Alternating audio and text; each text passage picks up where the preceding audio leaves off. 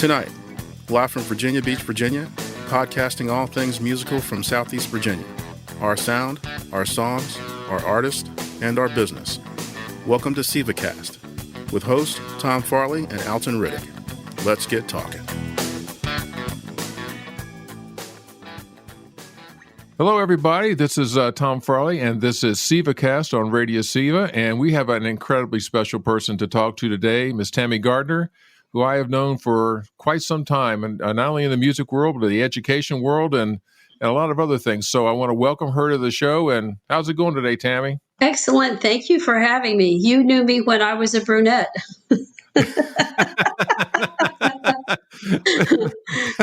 That's true. We go back a long ways. I mean, you are one of the few people on this planet that actually has known me as a musician and an educator. And I look at that as being a really kind of special connection. Indeed. And I also really enjoyed your class, by the way. Oh, thanks. That helps out.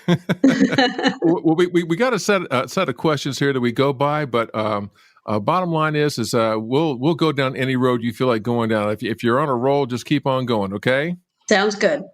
Okay, let's start with the first one. First of all, when did you begin your journey as a musician and as a songwriter? I mean, you had to start somewhere.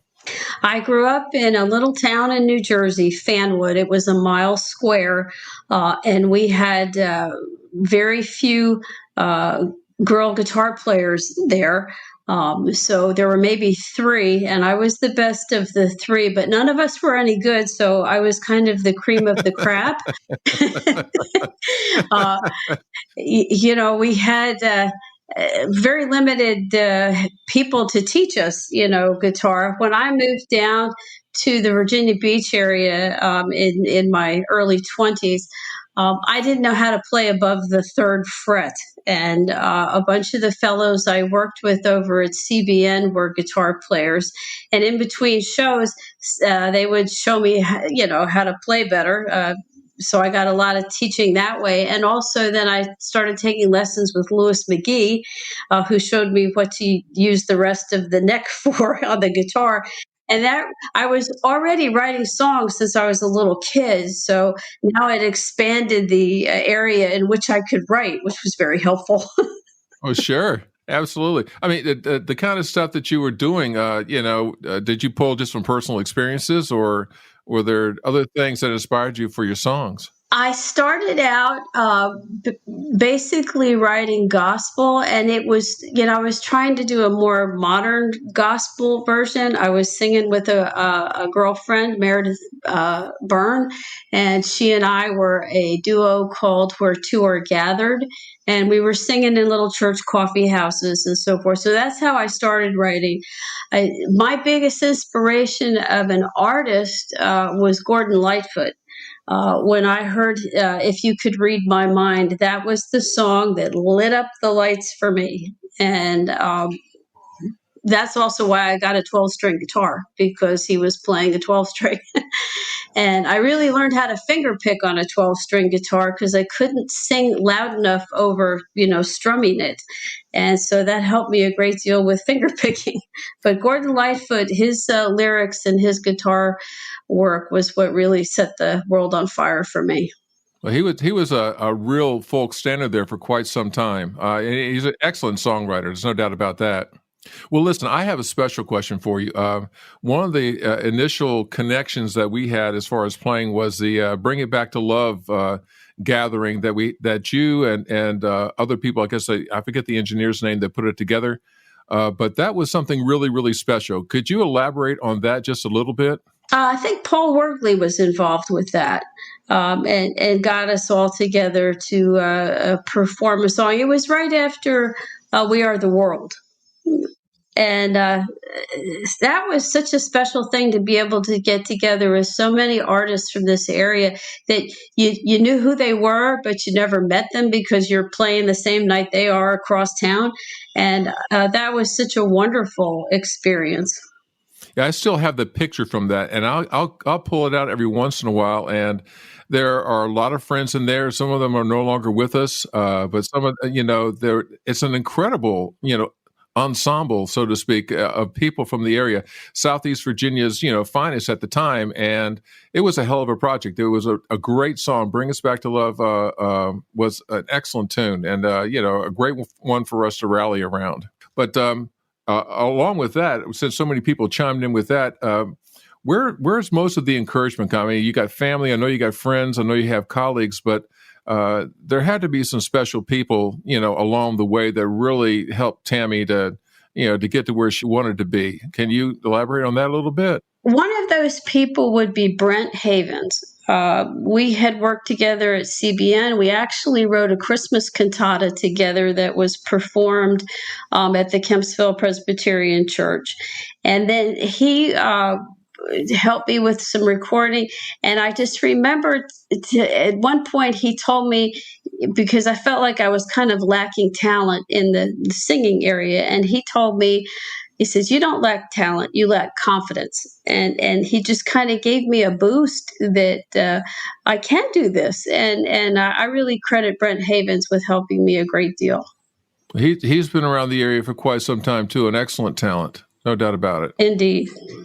Well, listen, everybody has their first album story. I mean, I did my first album story on my podcast. I want you to give us the first album story from Tammy, as far as what made you choose to do it, and who did you get on board for it? Well, now my first album was done with Kimber Cleveland. We were TK Legs. We were a female duo in this area, and Mark Spencer is the one who produced that, and it was very exciting to work with him.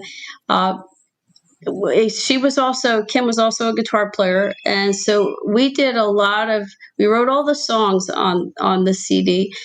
We did a lot of close harmony and a lot of interesting harmony. And it was a joy to sing with Kim. We had a great time in the 3.5 years that we played in this area, but that was our first CD. And then when we went different ways, she got married, moved away. I did a CD that Martin Marin helped me produce. I remember Martin. Yeah. The Indian Man. And Brent helped me with that one. And then Martin helped me with the third one. And also Kimber Cleveland's husband actually did the recording of it out in Nashville in their home. So I've had a lot of help and encouragement over the years. Well, I love Indian Man. That's my favorite Tammy album. There's no doubt about it. My two favorite songs are on there, A Tale of Two Hearts and Indian Man. I've always really just love just sitting back and listening to it. And they come across really, really well on the station too. That's another great thing about it. You had good production. Those people knew what they were doing, and your performance on it was excellent. Eddie Williams, saxophone player, plays on The Indian Man. And when he came into the studio to do that, I think it was one pass. He listened to it once and played it, and I just went, that is so great. That's my favorite part of the song. Well, it's amazing when that happens. I've had a few moments like that myself, and those are golden. And the fact that somebody who knows what the hell they're doing is actually recording it and making it happen for you, in real time, that's just the icing on the cake. I mean, yeah, he had an excellent performance on that album. He did, absolutely. Paint in the clay, in the eyes that look away and back again. When I sing to him, I don't know about the hands that don't let go, but linger for a moment more in the shadow of the midnight moon. There's something more I meant to say.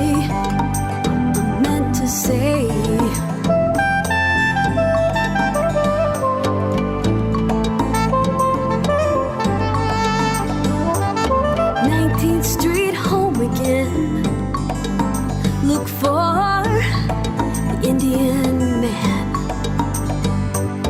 in the pewter on the shelf, just a ghost. It's gone with someone else, and I am haunted. So tell me about your style. I mean, the fact that you learned how to finger pick on a 12-string guitar is totally awesome. Most people would not even go down that road simply because 12-string requires a certain amount of discipline and strength and style. But I mean, I've listened to you play for years, and I can pick out Tammy. You know, if I was a blind man and walking into a club and you were just playing, I would know that that's you. So how do you feel like as far as your style developed over the years? Well, it was partly because I didn't have the lung power to sing over 12 strings being strummed. So I needed a more delicate sound behind me in order to be able to be heard. I have much more lung power now, but back then I just didn't. And so it was sort of by necessity. And I really like the sound of guitar being picked. You know, you hear somebody like Tommy Emmanuel and you go, you know, that's the most beautiful sound on the planet. And some of the fingerstyle guitar players who are just light years ahead of me. But Tommy's pretty awesome, isn't he? Oh, yeah. I remember the first time I saw him, I think my mouth just hung open the entire time because I was so amazed. And you know, the first time I heard Louis McGee, he was killing it, you know, on the fingerstyle, and I was just absolutely amazed. So those were the influences, really. You know, people James Taylor, who would do a lot of finger picking. I just listened to that, and then I would go play, and whatever came out was the style I developed. Well, I mean, it's pretty distinctive now, and the beautiful thing about it is that it just basically is syncs so well with your singing style as well. You know, I know that one kind of complements the other, but a lot of people who think that they've got it, really there's a disconnect there between what they're playing and how they're singing to what they're playing. Yours just blends together so nicely, and it's just, you know, that's the reason why your songs come across so well. Rosemary Queen arrives on the scene, having long lost her sight in the war. She says to the trees, don't feel sorry for me, 'cause it just doesn't hurt anymore. No, it just doesn't hurt anymore. No, it doesn't hurt, and I found long ago there is more I can see with my hands. So they showed her the wall, and with fingers so small, she felt to discover the cracks.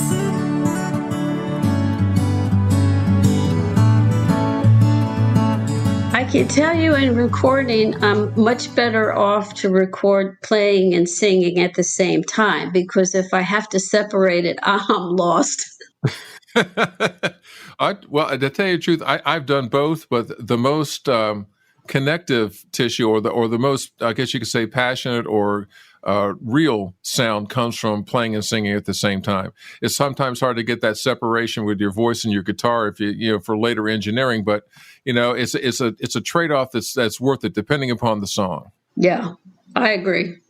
So tell me about, did you really enjoy the production aspect of it? I know that you said that Brent produced a couple of the things that you did. Did you ever think about doing your own production? No, that is not my gift. And honestly, the whole recording is I find it very difficult and painful, and I kind of rather have my teeth drilled than record. I'm a live performer. I understand. And I just rather play live than, you know, I'm good for 2 or 3 passes. After that, I've lost interest. It's hard for me to focus. And if I don't get it right the first couple of times, it's going to really lack passion and a performance quality. Understood. Itty bitty attention span. Which is probably why I did well working in live television, because you had to get it right the first time. And it's probably why I was attracted to being a 911 dispatcher for several years, because you got to get it right the first time. There's no do-over. Understood. Some of the best recording moments I've had have been first takes, and I can appreciate that fact a lot. And you're not alone in I love to perform, and recording is not exactly my cup of tea. But there's still some great recordings that you have. So you're on record to getting it first time around, at least for couple, 3 albums worth, so that's not bad. Well, a lot of help from the people who did the recording, which would be Brent and Mark Spencer and Doug Frazier, who is Kimber's husband. Well, it just goes to show you that they're also in touch with your music enough to be able to not only capture it, but also put it out there for everybody to really enjoy. So a little favorite question I'd like to ask, what are your, do you have any favorite songs, whether your own or your covers, that you really, really just hit you to your soul, so to speak? Billy Joel, and So It Goes. That's it. I think that is one of my all-time favorite songs. The lyrics and the music is to me, it's the perfect song. And that really does touch my soul. Also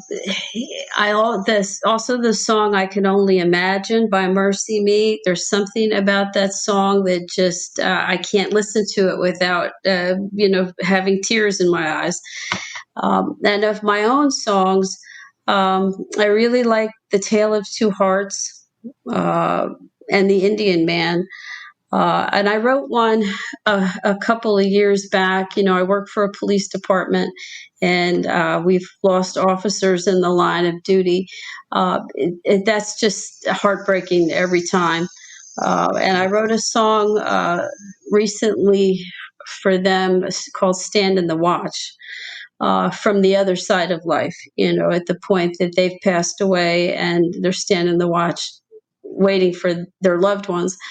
I have yet to record that as for sale anywhere. It's been on Facebook. It's I'm not sure where else it's been, but I haven't actually recorded that one yet.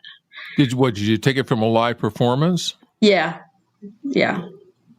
So we need to get together, maybe make that happen somewhere down the line. I would love to record you some, especially being an acoustic artist. It's an easy connect there. There's no doubt about it. Okay. Any performance things like special shows? I know that the "Bring Us Back to Love" thing was a special moment, but is there any other personal performance stuff that you've done that really made a difference in your life, or just really left a great impression on you? Well, here was a fun thing. I got selected to be in a music conference. I think it was in Philadelphia, and it was where they discovered people like Jonathan Brooks. Many famous people had been discovered at this kind of festival, and my manager at the time, Kim Plyler, got me selected for that, and we flew up to Philadelphia to perform there. And the guy that picked us up drove us straight to the art museum where the statue of Rocky was, and he says, "Get out, run up the steps. Everybody does." So we did, and then got back in the car and went to the performance. And it was in a cool little restaurant where dogs were allowed, and that made me comfortable. So I played this show, and the audience was so responsive. It was kind of the show of my life. And as soon as I'm done, this guy walks up to me and said, "Can you play a couple more songs? The guy that's supposed to go on after you got intimidated, and he's hiding in the bathroom." I couldn't believe it. You made yourself a hard act to follow, kiddo. Yeah, I enjoyed that.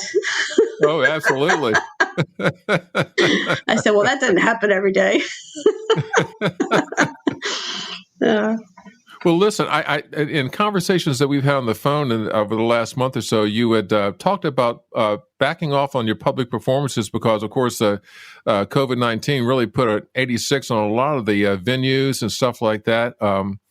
But I know that that performing is really, really important to you. And I know that things are starting to loosen up a little bit. I just hope we don't have a backlash or something. But I know it's important to you, but I think that your fans and the people who are listening to this would really like to know exactly what your take is on public performance, not only in terms of just playing around here or how important it is to you, but the venues and just exactly how local musicians are doing it these days. Well, at this point, I'm more or less retired. and people who hear me say that, I don't even want to say it out loud because I've retired 3 times. They call me Michael Jordan, and I don't. I didn't even know if I believe me. But at this point, I'm not seeking gigs anywhere. There's a lot of people who lost a lot of work during the lockdown that are professional musicians who this is their livelihood. I have a job. I worked the entire time. I'm not going to starve by not gigging, and I don't want to take away from anybody who really needs a paid gig. So I'm good with standing down for right now. I'm available for private parties and neighborhood barbecues and stuff like that. But right now I'm not trying to play in any of the venues that my fellow musicians who need the work would have. Do you miss that? Because I know for a long time, both of us had stretches of public performance for decades. Right. Do you miss that? I guess you could say that connection with the audience, or is playing with friends or just sitting in that kind of thing enough to keep you happy? Yeah, I find that if I go see some friends and I can be a guest star for 15 minutes, that'll usually take care of it for me. Well, it's not bad because I know what that feels like. But there are times when the hauling of PA and the dealing with club owners and nowadays the interference with people who do need it to pay the rent and put food on the table are all issues that people who have retired from it have seemed to come, have settled inside. And it's nice to hear that you have reached that stage as well. Yeah, honestly, I'm 65 years old. I never thought anybody would be interested in listening to me and paying me to play and sing past 50. So going 15 years past that was remarkable in my mind. And I'm not saying I would never, do it again. It all depends. But right now I'm pretty good with, playing at home and waiting to see what comes next. Understood. Do you still go out to clubs? Well, not right now. I'm sure I will in the future, but I'm kind of taking a cautious attitude of being in too close company until maybe we get a little further down in the virus situation. Like a really absolutely totally functional vaccine scenario, so to speak? Or something, just when I feel pretty confident that I'm not going to either catch something or spread something, then I'll be back. Understood. Tony and I are very much in that mode. It's very critical because we're in our 60s too, so it impacts us a lot more than a lot of other people. So yeah, and I have a day job, so I am exposed to people, and I've been healthy so far, and I'm grateful. But you're not going to push the envelope. Understood. Listen, do you have ways that people can get in touch with you or pick up on your music? I know that you're being broadcast on a regular basis on Radio SEVA, but if people want to pick up a CD or something like that, or download your music, is there any way they can do that? Well, I'm not on a platform where you can download it, but if they want to contact me, the best way would be Tammy Gardner on Facebook, and they can message me, and if they want a CD, I'm sure I can hook them up. Excellent. Well, is there anything else you want to say to your buds and your friends and your fans out there before we wrap this thing up, or what? Well, I really want to thank you and Alton and everybody involved with Radio SEVA, because what a wonderful platform to get those of us who are essentially obscure, but people who write and play and sing, getting our music out there. I encourage everybody to support this and get behind it, and hopefully, other people around the country will figure it out and do the same thing where they are. I would hope so too. I mean, I really believe that in the long run, the development of community, the development of mutual respect, and also future collaborations together as artists and also as people, it is a really quite it's something to look forward to, and it's also, we can get an understanding of each other's styles and performances of music here. But there's nothing like, getting together, and no matter how it's done, whether it's done online or face to face in a regular studio session, it's nothing like getting together and actually making some magic happen.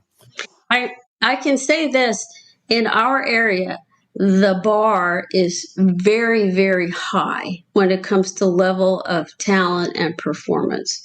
I totally agree. You can go to other areas of the country and, go to a club and listen who's playing and think, really?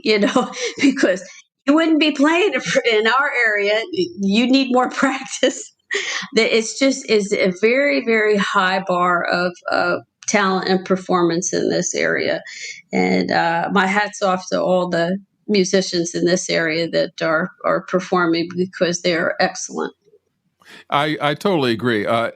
Needless to say, people sending in their music to go on air. I've had a chance to listen in depth to a lot of the artists, and I've always been a firm believer that the performance and the songwriting capability, and nowadays even the production capabilities, are really top notch, as good or better than you will find anywhere in the country. And people in the area just got to get around to understanding that and just tune in.